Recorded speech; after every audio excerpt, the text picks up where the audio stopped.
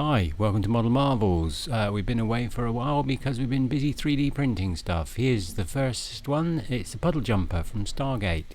It's about 14 inches long and the cockpit and interior is all illuminated, as you'll see, and it's really hard to film in low light, otherwise the colours just don't look right, but hope you enjoy.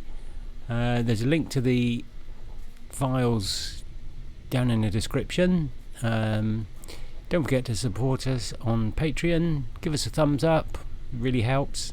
See you soon with some more. Bye.